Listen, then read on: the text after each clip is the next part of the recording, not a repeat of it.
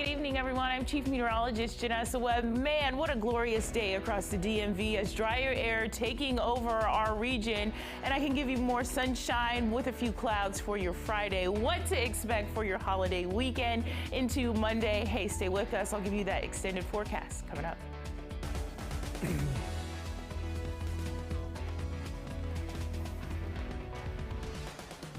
Straight ahead on DC News Now at 9, a 4-year-old breaks away from his mother and runs into the road. The moments that follow, horror. The new developments on the tragic crash tonight. Yeah, new details in the fight over fair pay for tip servers in DC. Right, critics claim restaurants are shortchanging workers. And parents outraged for the response to overcrowded classrooms in some Maryland schools. What's fueling new pushback just ahead. Good evening, and thank you so much for joining us for DC News Now at 9. I'm Tasmin Mahfouz. Hi, everybody. I'm Chris Flanagan. A 4-year-old boy is recovering tonight after being hit by a pickup truck near U Street in D.C. A crash happened just before 4 p.m. on 12th and V Street Northwest. Police said the child was walking with his mother when he all of a sudden darted into traffic.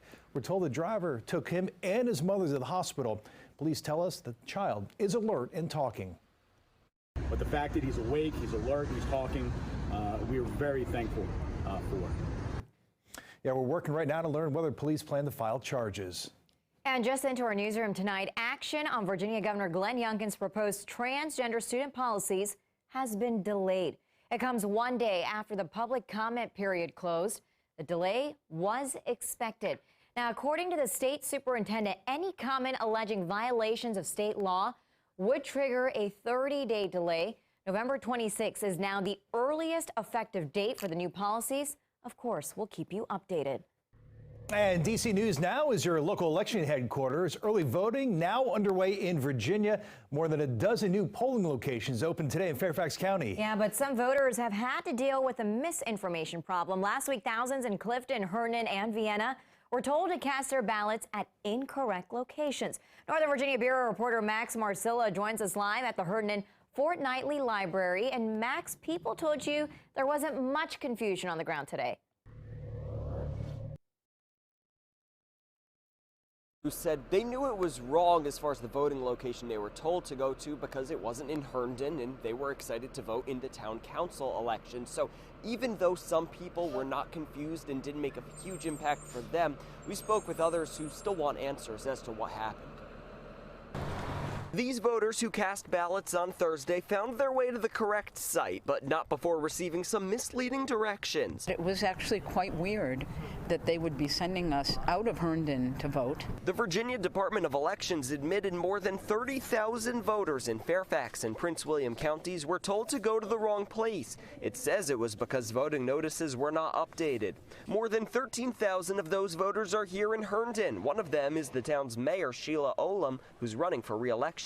It happened on Thursday that several of my constituents received that. Olam said many of those voters called her confused, and that's when Fairfax County election workers sent out correct information. They were very quick. Fairfax County got on it. That quick action might have eased some of the confusion for voters like Nani Khalsa. It felt like a nothing burger to me. But there's still concern for other voters in the town, especially when English is not their first language. When you have some sort of notice, official mailers or things of that nature to that community, it may not get rectified as quickly as a community where English is their normal language. Vice Mayor Cesar Del Aguila commended the county and says it sent everyone correction notices, but hopes this sparks greater outreach efforts. Maybe for Herndon or towns that have this type of diversity, we do more public service announcements in multiple languages.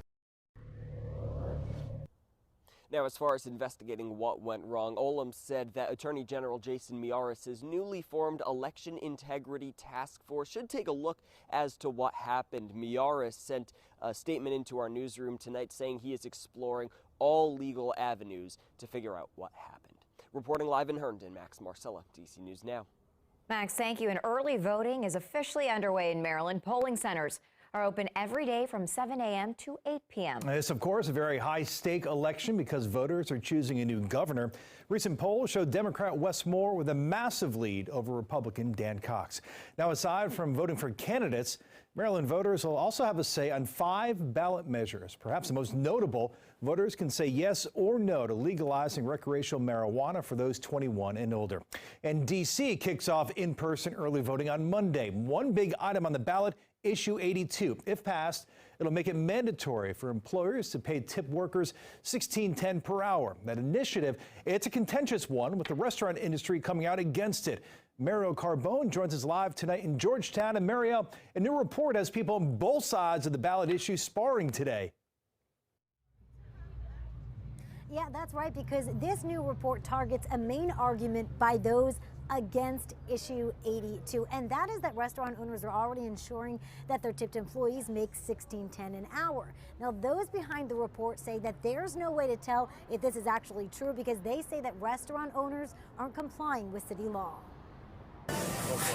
The restaurant industry is one of the industries that is most pervasive in regards to wage theft. And Elizabeth Falcon with DC Jobs with Justice says a new report backs that up. There just isn't transparency. Under DC law, if employers are paying their staff the tipped minimum wage of $5.35 an hour, their hourly pay must average out to $16.10 an hour when tips are factored in. If not, the employer must make up the difference. Restaurants are supposed to report wages and tips quarterly to the Department of Employment Services, or DOES, to ensure businesses are complying. But Falcon says that's not happening. When restaurants are saying, you know, take it on faith, you can trust us, what we're saying is we don't see that in the reporting.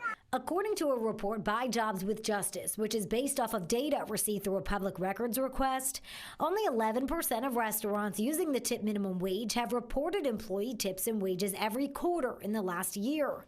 35% reported at least once, and 65% never have. See, we actually don't know what people who are making the tip minimum are making in DC. It's one reason why the group supports passing Issue 82. All workers deserve to be paid well. But those against Issue 82 say the data is leading to false conclusions. In a statement, a spokesperson for the No to 82 campaign says this is a DOES failure, not the restaurant industry's, because DOES has not set up the online portal needed for restaurants to electronically report. And legal counsel for the Restaurant Association says suggestion that restaurant operators are somehow in violation of not reporting is downright slanderous. Now, I did reach out to the Department of Employment Services to ask them about this portal and what the status is, but I did not hear back. Now, if you're heading to the polls in the next week and you are looking to find out more about both sides of this argument on Issue 82, you can visit our website. That's dcnewsnow.com. Reporting live in Georgetown tonight, I'm Mariel Carbone, DC News Now. Mariel, thank you. And Fairfax County Police are warning people to lock up after 4 cars were stolen just in a single night. Yeah, it happened in the Rose Hill neighborhood yesterday morning.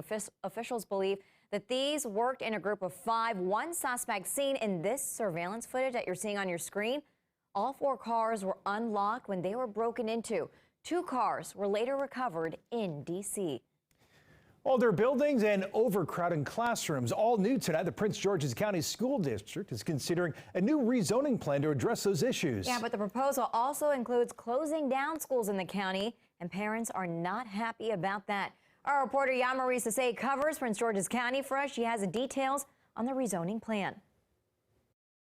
Danielle Gaither's kids attend Pointer Ridge Elementary School in Bowie, one of the few schools that could be closed down in a rezoning plan called the Comprehensive School Boundary Initiative. My child's education also comes first, and if you close down a school like Pointers Ridge, it's a 4-star school with a nationally recognized E-Gate program, you're not valuing the education. It's simple as that. The rezoning plan is focused on balancing schools enrollment by transferring students from older overpopulated and underpopulated schools to newer underpopulated schools. But parents like Gaither don't believe closing down several schools is the right way to tackle it. Do it individually and say, okay, District 1, let's look at your elementary schools. Let's apply this thinking. Let's apply some of the recommendations that we got from the consultant. So I think their recommendations are valid, but applied incorrectly. Former Board of Education member Rahila Ahmed is working with parents to have their voices heard. This is not just about individual people saying that we need this or we need that. It's literally a collective community coming together, hundreds of people, thousands of people saying, keep the school open.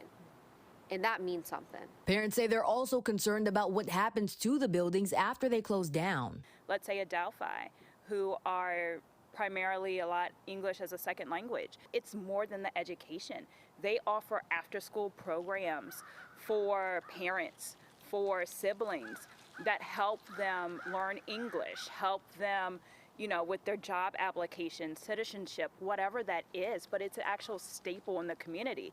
Again, there's no recommendations to kind of support that need. So if you close down that school, you're closing down that support. Now, as far as next steps, new recommendations were introduced during a board meeting Thursday evening, but they do not plan on voting on this until early November. For now, reporting in Upper Marlboro, Maryland, I'm Yamari Sase, DC News Now. All right, time to get a first check on the forecast. The Chief Meteorologist, Janessa Webb. Yeah, and Janessa, the start of the weekend looks pretty nice. Yeah, well, you know, we're going to finish off this week very well. It's been a rough start with all the cloud coverage and kind of clammy weather. And finally, the clouds split apart this afternoon, and we're sitting in clearing right now. And so it's very chilly outside. You can see from satellite radar, very quiet conditions. And that will be the theme as we go into your Friday as well. The problem is you kind of have this southerly flow and a few more clouds that are going to float in Friday afternoon. So temperatures right now, 46. Kaiser, you're hurting out there, out towards Luray as well, in the mid 40s, and it does look like we'll drop another 10 degrees. Look at your overnight lows that officially the readings come in around 5 a.m. So as you're waking up, stepping out the door, we're going to be in the 30s in most spots, near the freezing mark out towards the Shenandoah Valley to the Kaiser area. And so make sure you have that heavier coat handy. Now, throughout your afternoon, maybe you're going to go to the Corn Maze tomorrow afternoon. Hopefully enjoy a little bit of sunshine, and we're actually going to be dealing with some wonderful conditions, a few clouds filtering in from the south. But look at around 11 a.m. across the district and surrounding counties in the 60s, and then around 68 degrees out towards the middle of the afternoon. A few spots going to be hitting near 70 degrees. Now, as we go into your Halloween day, this forecast is forever evolving, but right now we are forecasting mostly cloudy skies throughout the afternoon, and then we're going to watch our area of low pressure surge in with a few showers, and it's going to make for a kind of a spooky looking evening for your Monday. Now, what to expect for your weekend? We'll check out that forecast coming up.